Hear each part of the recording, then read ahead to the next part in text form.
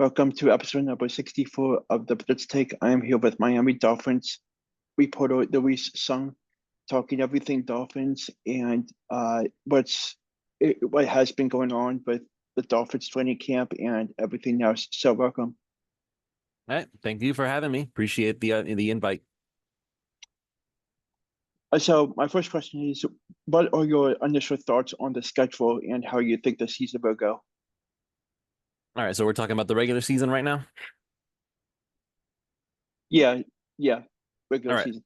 All right. So, my initial thoughts as far as the regular season are, as long as the Miami Dolphins are healthy, there really isn't anybody that they can't take down. I mean, they got Tua back on on the good contract, so everything's good there. So no more distractions on that end. They gave Tyreek Hill his guaranteed money, so no distractions there. Jalen Waddle's still there. Odell Beckham Jr. will eventually get back. There are people who are concerned about OBJ not practicing yet. He was seen sprinting after practice was over, so I think it's just they're really trying to ease him back into it, so I'm not really concerned about him.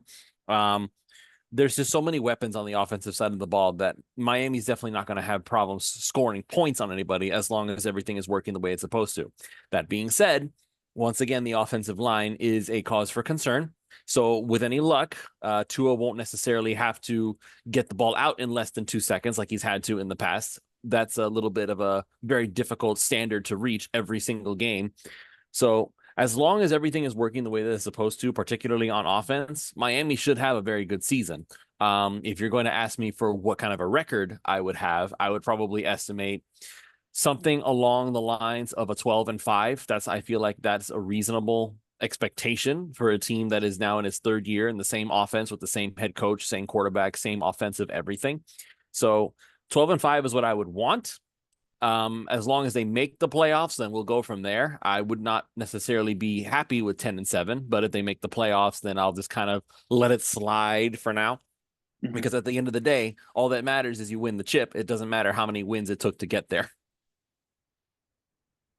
Now going back to the preseason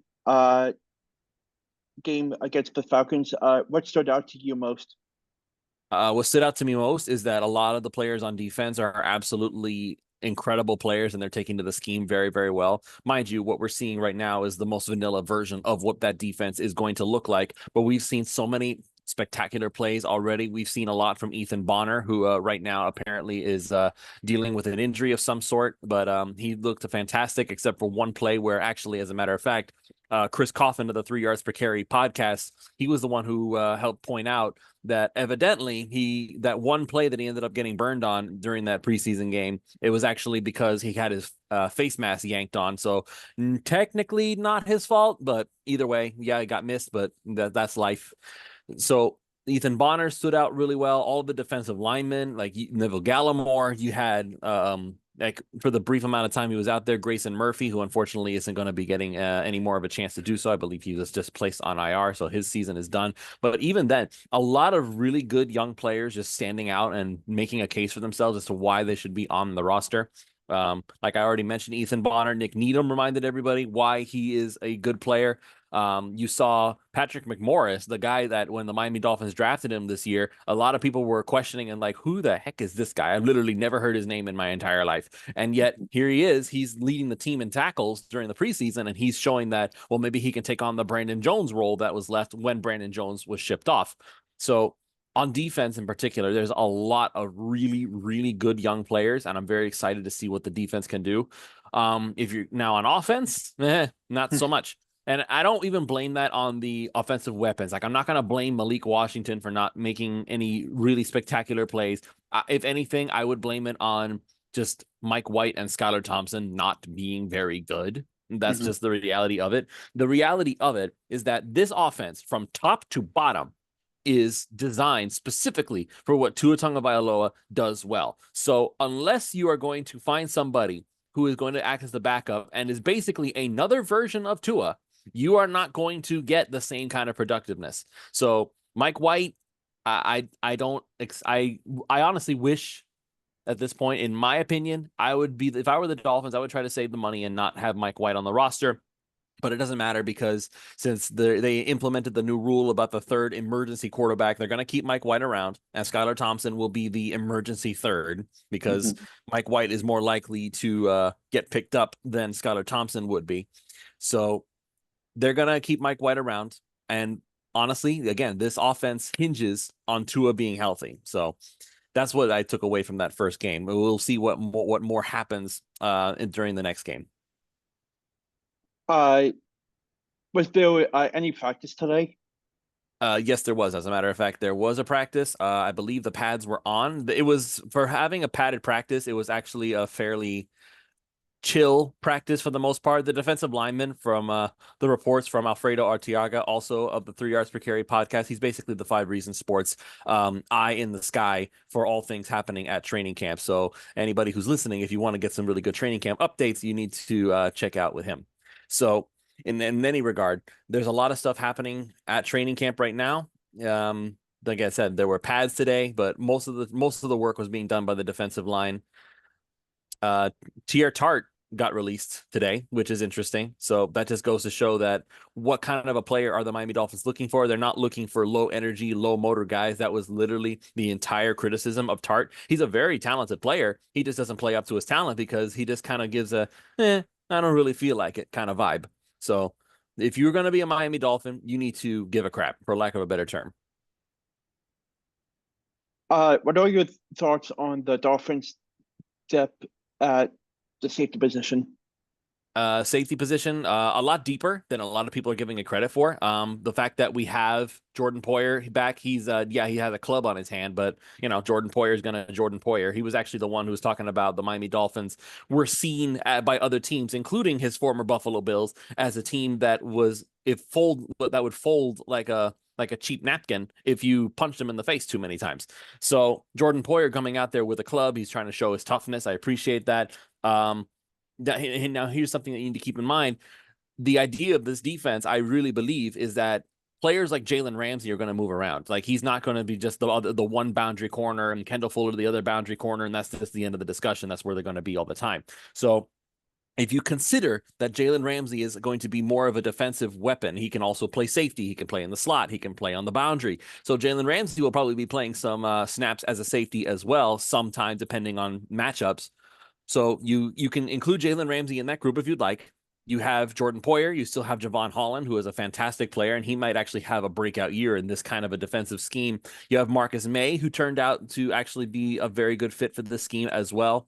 Elijah Campbell is still doing some fantastic plays. We already discussed Patrick McMorris. He looks like he's actually getting used to this whole thing. And of course, Nick Needham. Again, this guy is a chess piece too. He can play on the slot, he can play on the boundary, and he can also play safety. He's playing everywhere. So you have guys at the safety position in particular. There's plenty of depth. It's just a question of who's going to do what when the time comes, and who's ultimately going to make the roster. I would not be surprised if, in spite of his performance, Patrick McMorris gets waived and then tries to get stashed onto the practice squad after that, just because that's how these things go. There's only so many slots, but there's plenty of depth at safety, and Miami has their pick of the litter to choose from. My next question is, what are you most looking forward to keeping an eye on during the Week 2 preseason game?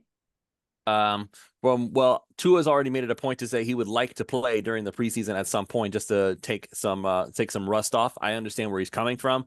I am not one of those people who just get queasy whenever a starter goes out there. Like, it's football. You have to take your lumps. You have to go out. Eventually something's going to happen. I mean, all the injuries that we saw during the week 1 game, it's like, okay, listen, it's going to happen. Players are going to get hurt. I feel like players are getting hurt now getting hurt more nowadays than they used to in years past. I don't know why that is. I'm guessing that just everybody's getting so much bigger and stronger and faster that the durability of the human body is not keeping up with just the sheer adrenaline force of it. So with that being said, I would like to see if the starting offense gets out there, if they can run more like the well-oiled machine that they're expected to. If they don't play, then I would just like to see further evaluation of the offensive line. I want to see more of Patrick Paul. I want to see more of a Jack Driscoll. I want to see more of the weapons. I want to see more of Jalen Wright. I want to see what Jalen Wright can continue to do, if he can keep doing more of what he did against the Falcons, because he looked fantastic against the Falcons. So I want to see more of him. I want to see the defense continue to be staunch. I want them to continue to show that all these young players that showed talent against Atlanta, it wasn't just because, oh, they're playing against Atlanta. I want to see that those plays that we saw against the Falcons are going to be sustainable, and that will show that the depth that the Miami Dolphins have is stronger than what it just looks like, because preseason is preseason. Everybody looks like a superstar in preseason if your talent is just that much stronger than the other guys on the other side. But once you actually start playing against starter calibers, then how do you look? That's what I want to see, if any of the starters end up playing and what they look like. Any quotes that stood out to you from practice last week? Say again? Were there any quotes that stood out to you from practice last week? When it comes to things like quotes, I end up taking everything with a grain of salt, because having asked questions myself from all these people, they tend to have very cookie cutter responses most of the time. They always talk about, hey, it's I want to always be in the best shape of my life, and every day we're just making it a point to improve. Again, if there's any comment I can take, it was again today that Tua made it a point to say he really, really wants to play a little bit in the preseason just to get his feet wet before the season starts. He's probably going to talk to Mike McDaniel. He wants to make it a point to say that he wants to be able to get out there and do some stuff. They're fine tuning. So in regards to as far as quotes, not really as far as what quotes come out. Like whenever they talk, it's usually just a very simple, straight to the point answer, and it's usually the same stuff we've always heard. So what's really more important is what you see on the field when they're actually out there performing, because that, as the old saying goes, action speaks louder than words. Mm-hmm. I was actually doing some research last night and getting ready for this episode, and I came across linebackers Grayson Murphy and Cam Brown got placed on the injury reserve. Yes. What are your thoughts on that news? Well, like I mentioned earlier, yeah, Grayson Murphy did end up getting placed on injured reserve, which is a shame because he was playing really well against the Falcons. And bizarrely enough, he actually came back into the game after the fact, I believe, if I'm not mistaken. So I guess what we thought that the injury wasn't as bad as we thought, but then it turns out that he was actually injured. That could be that either he actually is that hurt, which that's always a possibility, or this is one of those things, kind of like with Taj Washington, where they're saying, you know what? We're just going to go ahead and redshirt you, and we'll just stash you so nobody else can claim you. And then we'll revisit this next year after we've moved on from some of these other guys. I would not be surprised if Grayson Murphy ends up getting his shot to compete after the likes of Cameron Good have been moved on from, after the likes of on the wide receiver side, especially with Taj, who was placed on IR a long time ago. Like, move on from Braxton Berrios. Okay, Taj Washington, now is your time to shine. Let's see what you can do. So if this is really just one of those let's stash them until later situations, which the Dolphins have done many times in the past, I feel like, again, the Dolphins have more depth at the edge position than we all thought that they would too. Jalen Phillips looks like he's going to be ready for week 1. I've been saying for months that this guy's a freak of nature. I'm not worried about him being ready. He'll be ready for week 1. Will he be 100%? No, but even 90% of Jalen Phillips is a lot more than what a lot of other players can actually accomplish. And then you have Chop Robinson with his get off. He's doing fantastic. Quentin Bell coming out of nowhere. Mo Kamara's dealing with some stuff, but I don't think anybody's particularly concerned with that. They're just playing it safe. And of course, Emmanuel Ogbah coming back. Miami has options at the edge position. So Grayson Murphy being put on IR, and Cam Brown as well.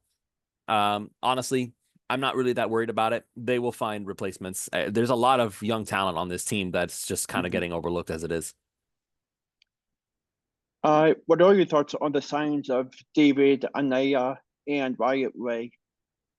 More camp bodies to see what happens. Just another opportunity. Obviously, Grayson, like another edge, Grayson Murphy being put on IR. They're going to replace him with another guy who does the same position. I was like, okay, let's see what they can do. If anything happens, great. I'm not expecting a whole lot, but if they end up doing something spectacular, then kudos to Chris Greer for finding more acorns. I have 2 more questions. My second to last one is what are your thoughts on the Dolphins activating Jalen Phillips? Jalen Phillips, like I mentioned before, Jalen Phillips being back in the lineup, completely expected, could be perfectly honest. Again, this man is a freak of nature. Like, this guy, like, if you've ever seen photos of him, before when he first got here. There, everybody was like, "Oh my God, that is a Greek god playing football." That's kind of what people were talking about. Like this guy is the epitome of masculinity right there. This guy has worked his butt off. He's been through so much. He almost retired from football a long time ago, if you recall. Like he was actually considering just walking away from the game altogether.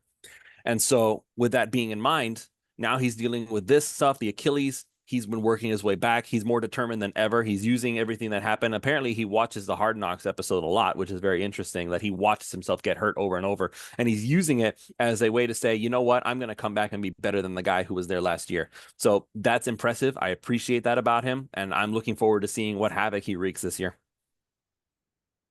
My last question is, what what is your record prediction for the Dolphins this upcoming season?